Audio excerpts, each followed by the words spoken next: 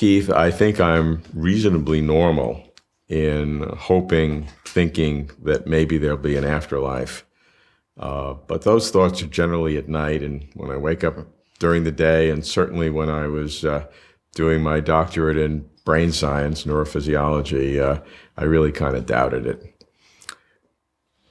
As a philosopher who has thought deeply about this, as a theologian, perhaps with certain beliefs, what can you tell us about the possibility of an afterlife?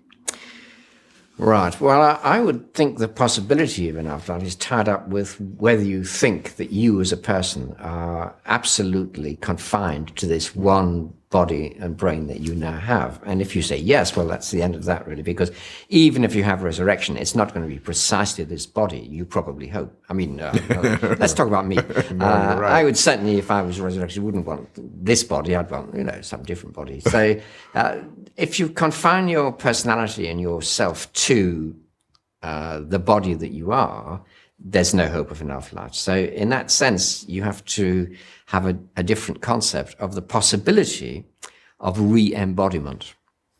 Even resurrection is a form of re-embodiment. Sure. It's a transfigured sort of embodiment.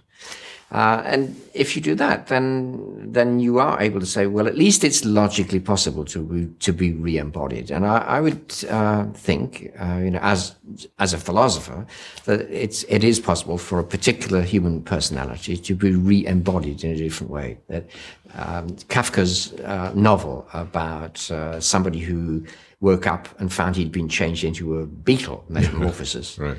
Well, his wife had a shock, but you probably had a shock as well. The question is it possible? Maybe a beetle is a bit far, but you might wake up and find yourself, supposing you went to sleep at the age of 5 and you woke up at the age of 60, you might find yourself in a very different body.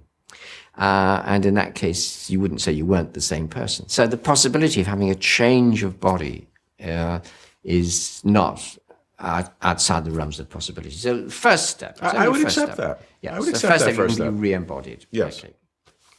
Then that's from a philosophical point of view, it's a possibility. From the theological point of view, I mean, I think that most of the world religions have believed that this one human life is just not enough to complete the purposes that any divine creator would have for a life. For a start, most of us die very young.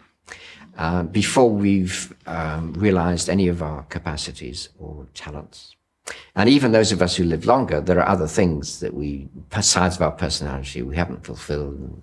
And lots of things that we've done that we wish we hadn't done. So lives seem to be, in one sense, radically incomplete. I mean, they can be fulfilled, they can be happy. Too many aren't.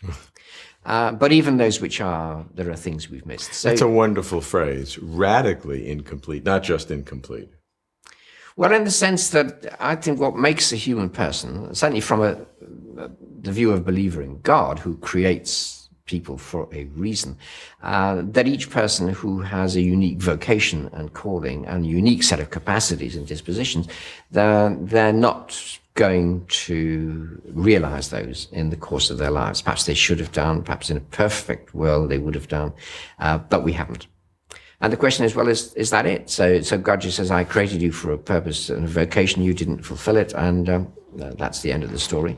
Or wouldn't you expect the story to be longer? I mean, this might sound like a dream or a wish fulfillment, but I'm just talking about logical possibilities here, that if there were a God who created human lives to fulfill a purpose, that purpose doesn't look as though it is fulfilled in our earthly lives. It looks as though this is a training or a preparation for something that's going to continue. Does that mean that your belief in an afterlife is completely dependent upon the existence of God? That's an interesting question. Probably not. Probably not. I think it's quite possible to believe there's no personal God and to believe that human beings might continue. I mean, Buddhists do. Sure, I mean, so sure. There are Yes. people who believe Yes. that.